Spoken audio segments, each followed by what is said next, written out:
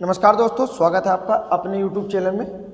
और आज का हमारा टॉपिक होने वाला है शुंग वंश, कर्णव वंश और एक चेदी वंश।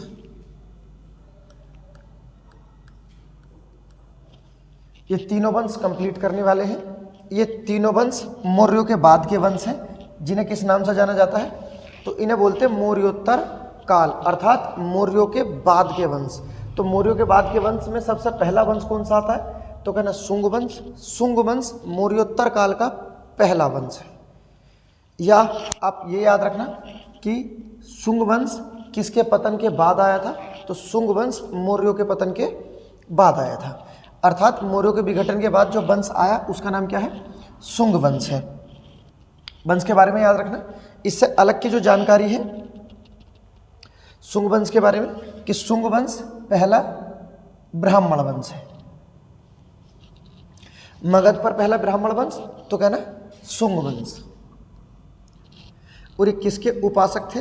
तो ये विष्णु के उपासक थे। क्लियर है? अब देख लेते हैं जो दिया गया है शुंग वंश के बारे में। जो दिया गया है देखो, पुष्यमित्र शुंग, जिसने मगध पर शुंग वंश की नींव डाली, एक ब्राह्मण जाति का था। याद रखना, अगर जाति आए तो ब्राह्मण, और किस मत के अनुयायी थे? तो मत आए तो कहना वैष्णव मत के अनुयायी थे। क्लियर? अब देखते हैं नेक्स्ट। शुंग शासकों ने अपनी राजधानी क्या बनाई थी? विदिशा। विदिशा वर्तमान में कहाँ पर है? मध्य प्रदेश। और आज इसका नाम क्या है? तो वर्तमान में इसका नाम है बेसनगर। विदिशा का नाम क्या है? बेसनगर। कहाँ पर थी? मध्य प्रदेश में। किसकी राजधानी है? तो कहना शुंगों की राजधानी है ये। उसके बाद देखते हैं नेक्स्ट आगे जो दिया गया है। इंडो यूनानी शासक मिनांडर को पुष्यमित्र शुंग ने पराजित किया था। तो पुष्यमित्र शुंग जो ब्राह्मण वंश का राजा था, किस व्यक्ति को हराया है? तो कहना यूनानी शासक मिनांडर को हराया है। इसकी जानकारी कहाँ से मिलती है? तो ये याद रखना, अयोध्या शिलालेख से। अयोध्या शिलालेख से किस चीज़ की जानकारी मिलती है? कि पुष्यमित्र शुंग ने यूनानी शासक मिनांडर को हराया था। इस मिनांडर के बारे में एक चीज़ और याद रखना, पहला यूनानी शासक या भारतीय इतिहास का पहला विदेशी शासक है जिसने कौन सा आपका? तो कहना बौद्ध धर्म अपनाया था। और इसने बौद्ध की शिक्षा किस व्यक्ति से ली थी? तो व्यक्ति का नाम याद रखना, नागसेन। ये पूछा जाता है कि मिनांडर ने किस बौद्ध भिक्षु या किस बौद्ध से बौद्ध धर्म की शिक्षा ली थी? तो कहना नागसेन। और मिनांडर और नागसेन की दोनों की जो मुलाकात है ये किस पुस्तक में मिलती है? तो पुस्तक का नाम याद रखना। जो जानकारी मिलती है तो उसका नाम है आपका मिलिंद पन्हो। एक ग्रंथ है मिलिंद पन्हो। किसका है? बताना नागसेन का। इसमें जानकारी किसकी मिलती है? कि मिनांडर को जो यूनानी शासक था नागसेन ने बौद्ध की शिक्षा दी थी। तो नागसेन से जो क्वेश्चन है वो याद रखना, ठीक है? कि मिनांडर को हराया किसने था? पुष्यमित्र शुंग ने। जानकारी कहाँ से मिलती है? तो कहना अयोध्या शिलालेख से। किसका है अयोध्या शिलालेख? तो पुष्यमित्र शुंग। उसके बाद पहला विदेशी शासक जो बौद्ध बना है तो कहना मिनांडर। किससे बौद्ध की शिक्षा ली थी? तो नागसेन से। इन दोनों की जानकारी कहाँ से मिलती है? तो कहना मिलिंद पन्हो ग्रंथ से इसकी जानकारी मिलती है। उसके बाद देखते हैं नेक्स्ट आगे जो दिया गया है।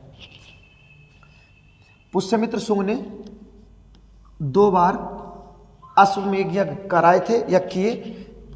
इसने ये अश्वमेध यज्ञ पतंजलि द्वारा करवाए थे। तो पुष्यमित्र शुंग ने जो अश्वमेध यज्ञ करवाए हैं किससे कराए हैं? तो याद रखना पतंजलि से।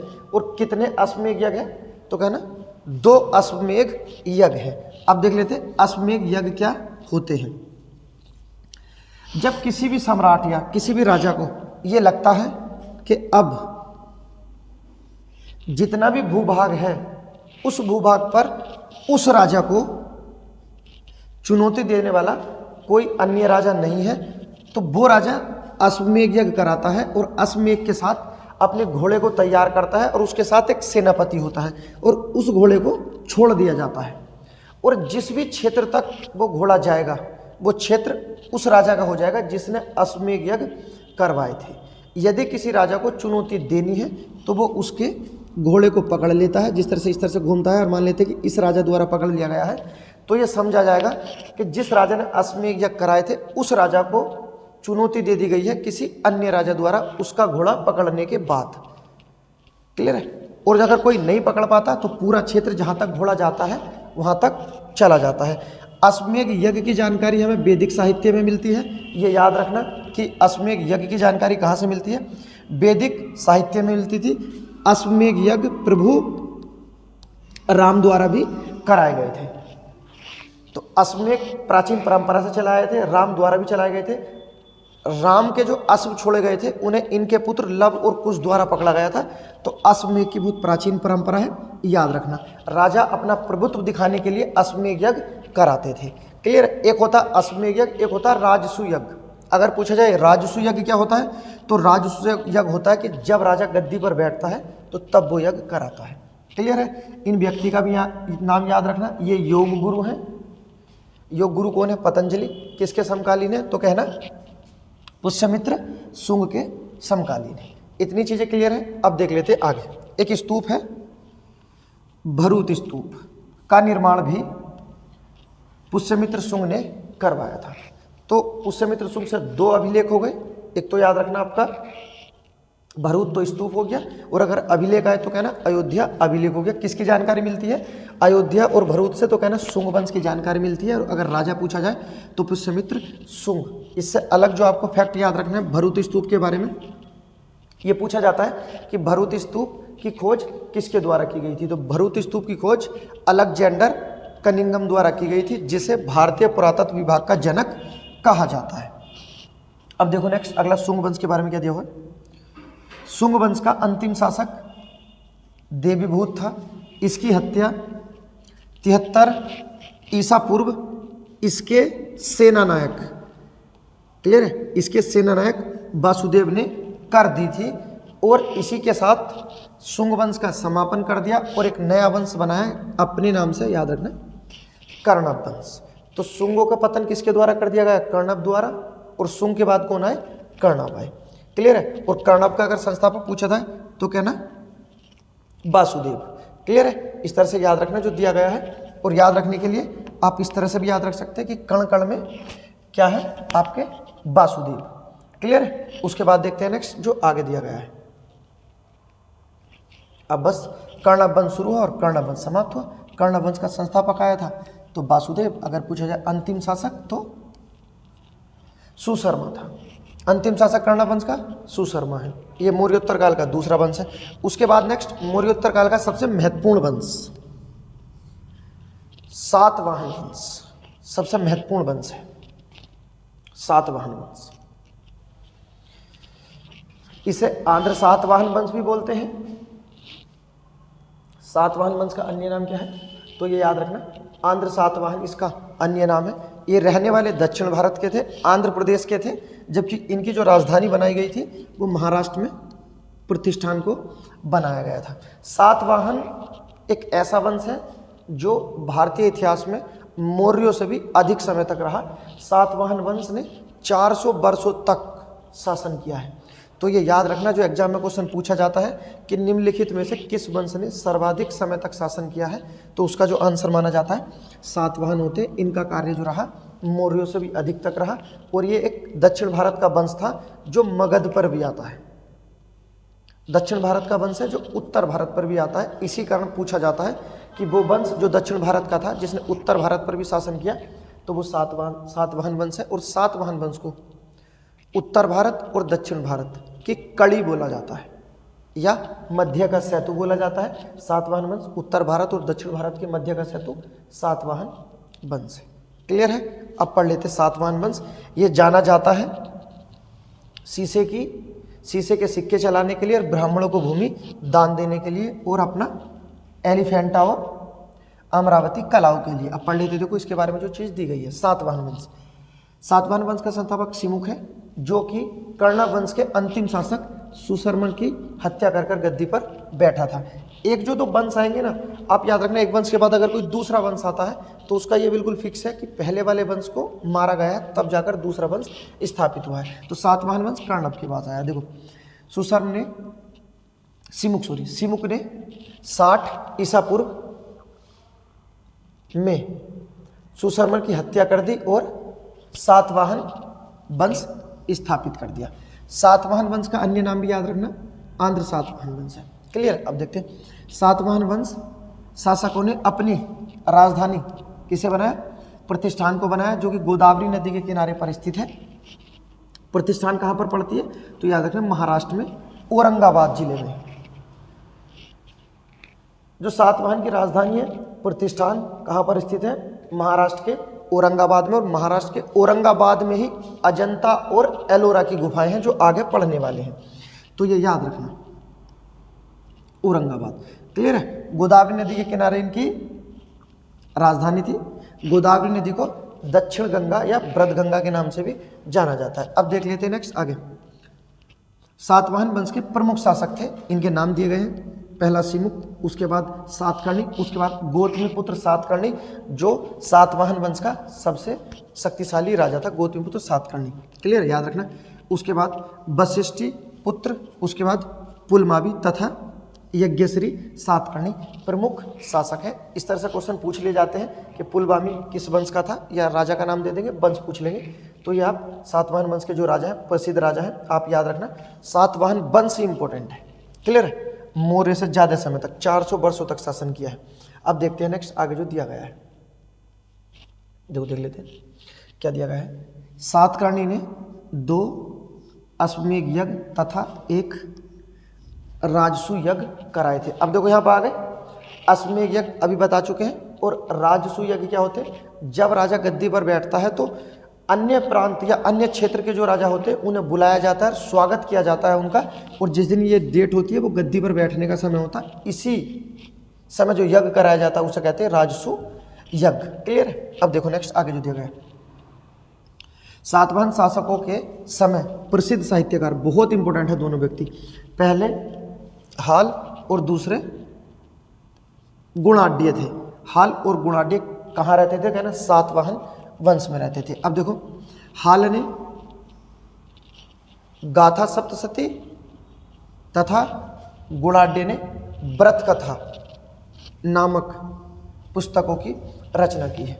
बहुत इंपॉर्टेंट है, ये याद रखना कि ये जो दोनों व्यक्ति हैं इनसे बहुत क्वेश्चन पूछे जाते हैं। दोनों याद रखना, हाल और गुणाढ्य दोनों की पुस्तक है। अगर हाल की आए तो गाथा सप्तशती और गुणाढ्य की आए तो व्रत कथा। क्लियर है। सातवाहन वंश में। उसके बाद देखते हैं नेक्स्ट आगे जो दिया गया है,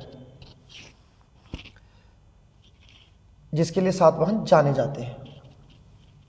देखो जो दिया गया है, सातवाहनों ने चांदी, तांबा, सीसा, शीशे की देखो सर्वाधिक दे रखी है, उसके बाद पोटीन और कांसे की मुद्राओं का प्रचलन किया। सातवाहन अपने सिक्के ढालने के लिए जिस शीशे का इस्तेमाल करते थे उसे कहाँ से मंगाते थे, रोम से मंगाया जाता था। अब देखो आप यहाँ से जो चीज़ें आपको याद रखनी, इससे पहले भी जो वंश थे उन्होंने चांदी के सिक्के भी चलाए, तांबे के भी चलाए हैं कि और कांसे के भी चलाए हैं। सातवाहन जो जाने जाते हैं वो किस लिए जाने जाते हैं, तो कहना शीशे के सिक्के के लिए जाने जाते हैं, या कभी कभी वो कौन सी मुद्रा देते हैं, पोटीन मुद्रा किसके द्वारा चलाई गई है, सातवाहन, या शीशे के सिक्के किसके द्वारा चलाए गए थे, सातवाहन। और शीशे के सिक्के मंगाते कहाँ से थे, तो याद रखना रोम से मंगाते थे।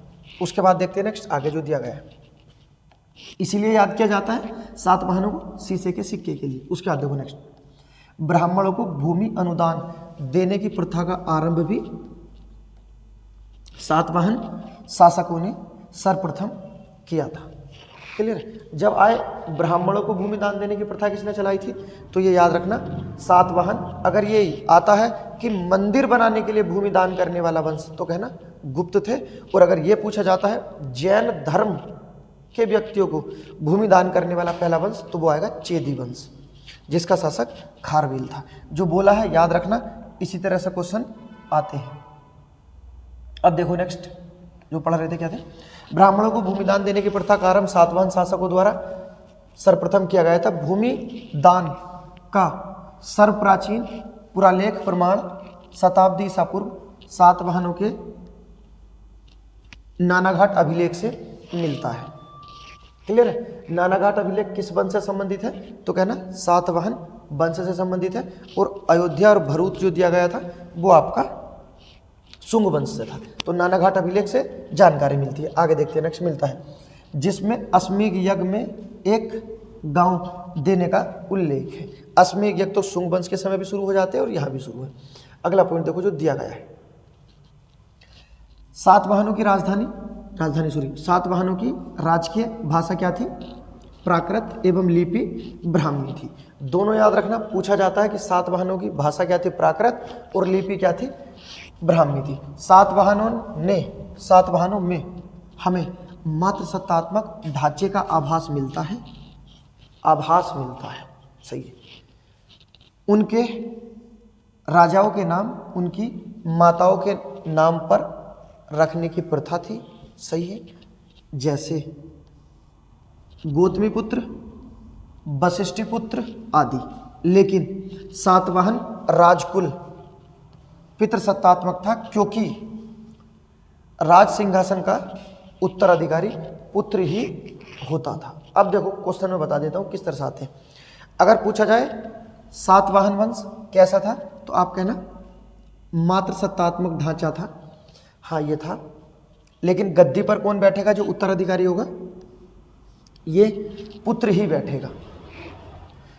इसके प्रशासन की जानकारी इस तरह से मिलती कि माता जो होती थी वो डिसीजन लिया करती थी कि किस क्षेत्र के साथ या अन्य किस वंश के साथ कैसे संबंध रख रहे हैं, इसका निर्धारण माता करती थी। जबकि गद्दी पर कौन बैठा होता था? बेटा ही बैठा होता था। जिस तरह से बाहुबली मूवी में दिखाया गया, बिल्कुल सेम सातवाहन वंश का ही स्ट्रक्चर उसमें दिखाया गया है। क्लियर है, याद रखना। आगे देखते हैं नेक्स्ट। सातवाहन शासकों ने ग्रामीण क्षेत्र में प्रशासन का काम, दोबारा बोलते देखो, सातवाहन शासकों ने ग्रामीण क्षेत्रों में प्रशासन का काम, ये याद रखना, गोलमिक को सौंपा था। किस व्यक्ति को सौंपा था? गोलमिक को सौंपा था। गोलमिक एक सैनिक टुकड़ी का प्रधान होता था, जिसमें 9 रथ, 9 हाथी, 25 घोड़े और 45 पैदल सैनिक होते थे। क्लियर है। उसके बाद देखो सातवाहनों की महत्वपूर्ण स्थापत्य कृति क्या क्या है आपकी? कार्ले का चैत्य, ये याद रखना। कार्ले का चैत्य किसके समय बना? सातवाहन। उसके बाद नेक्स्ट अजंता की गुफा, ठीक है, एलोरा की नहीं बनाई गई है। आपको इतना याद रखना, जब पूछा जाए कि अजंता की गुफा किसके द्वारा बनाई गई है, तो कहना सातवाहन द्वारा। और अगर एलोरा और एलिफेंटा पूछी जाए तो उनका नाम याद रखना राष्ट्रकूट वंश द्वारा। क्लियर है। जो बोला है ये याद रखना कि अजंता की गुफा किसके द्वारा बनाई गई है? सातवाहन। जबकि एलोरा और एलिफेंटा राष्ट्रकूट द्वारा बनाई गई है, ये यहाँ पर गलत लिखा है। क्लियर है। देखो अजंता की गुफा का निर्माण सातवाहन द्वारा किया गया है, एवं अमरावती कला का विकास किसके समय हो? ये भी सातवाहन के समय हुआ था। ठीक है, ये याद रखना। कार्ले का चैत्य, अजंता की गुफा, अमरावती कला का विकास यहीं पे हुआ। देखो अन्य आगे क्या दिया? सातकर्णी एवं अन्य सभी सातवाहन शासक दक्षिणापथ के स्वामी कहे जाते थे। हाँ ये सही है, इनकी उपाधि थी दक्षिणापथ। किसकी उपाधि थी? तो कहना सातवाहन वंश के शासक कौन सी उपाधि लेते थे? तो ये दक्षिणापथ की उपाधि लेते थे। जबकि पहला शासक कौन था? तो ये याद रखना सातकर्णी।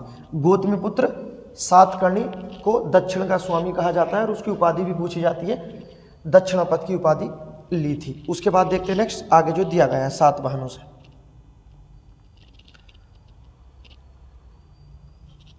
देख लेते हैं आगे जो दिया गया, नोट में दिया। सातवाहन राज्य ने उत्तर एवं, देखो आगे ना, उत्तर और दक्षिण भारत के बीच सेतु का काम किया, क्योंकि ये दक्षिण में भी रहे और ये उत्तर में भी रहे। तो दक्षिण और उत्तर भारत के मध्य सेतु का काम किस वंश ने किया? कहना सातवाहन। कितने वर्षों तक रहा? कहना 400 वर्ष। उसके बाद नेक्स्ट एक जो पॉइंट है आपको याद रखना है, आपने इसका नाम सुना होगा, सोपारा और कल्याणी। सोपारा और कल्याणी क्या थे? तो कहना सातवाहन वंश के प्रमुख बंदरगाह थे। क्लियर है, इतनी चीजें याद रखनी है। उसके बाद देखते हैं नेक्स्ट आगे एक वंश दिया है, छोटा सा वंश है, देख लेते एक बार। वंश का नाम है चेदी वंश। कहाँ पर है? कलिंग। कलिंग का वर्तमान नाम उड़ीसा है। क्लियर है? अब देखते हैं नेक्स्ट। अशोक की मृत्यु के उपरांत मतलब बाद में संभवतः प्रथम शताब्दी ईसा पूर्व कलिंग में चेदी राजवंश का उदय हुआ। इसकी जानकारी हमें हाथी गुम्फा अभिलेख से प्राप्त होती है, जो कहाँ पर है? भुवनेश्वर के उड़ीसा में स्थित है। आगे लिखा है खारवेल इस वंश का एक प्रतापी राजा था। हाँ, खारवेल चेदी वंश का सबसे प्रतापी राजा था, ये याद रखना। और ये खारवेल कलिंग का पहला ऐसा राजा होगा जो मगध पर आक्रमण करेगा। इससे पहले क्या पढ़ा है हमने कि इससे पहले जो भी आक्रमण हुए मगध के आक्रमण हुए हैं कलिंग पर, लेकिन जो खारवेल होगा ये मगध पर आक्रमण करेगा। तो कलिंग का वो राजा जिसने मगध पर आक्रमण किया है, तो नाम याद रखना खारवेल। और अगर कभी ये पूछा जाए कि मगध का पहला राजा जिसने कलिंग पर आक्रमण किया था, तो महापद्मनंद। और किस व्यक्ति ने कलिंग को अपने साम्राज्य में मिलाया था, तो सम्राट अशोक। नाम याद रखना। उसके बाद नेक्स्ट जो अभिलेख दिया गया है बहुत इंपॉर्टेंट है, हमारे एग्जाम में इससे क्वेश्चन बनते हैं। एक क्वेश्चन ये भी बनता है कि हमारे देश का नाम भारत या भारतवर्ष किस अभिलेख से मिलता है, तो वो भी हाथी गुम्फा अभिलेख है। कहाँ पर है ये आपको याद रखना है। उसके बाद देखते हैं नेक्स्ट आगे। तो ये वंश याद रखना, चेदी वंश किसका अनुयायी था, तो जैन धर्म का अनुयायी था। उसके बाद देखो नेक्स्ट आगे दिया गया है इस वंश का प्रतापी राजा था खारवेल जैन धर्म का अनुयायी था और उसने जैन मुनियों के लिए उदयगिरी की पहाड़ी, ये भी उड़ीसा में है, उदयगिरी की पहाड़ी में गुफाओं का निर्माण करवाया था। और जैन धर्म के अनुयायियों को भूमि दान करने वाला भी अगर राजा पूछा जाए तो खारवेल, और वंश आए तो चेदी। और ब्राह्मणों को अभी हमने पढ़ा सातवाहन। क्लियर है इतनी चीजें? ये चेदी वंश के बारे में याद रखना। अब उसके बाद में भारत के यवन राज्य अर्थात भारत पर विदेशी आक्रमण, बहुत महत्वपूर्ण टॉपिक है, पढ़ेंगे लूसेंट के साथ, एक्स्ट्रा फैक्ट के साथ। वीडियो पसंद आई तो लाइक करें, फॉलो करो, सब्सक्राइब करें।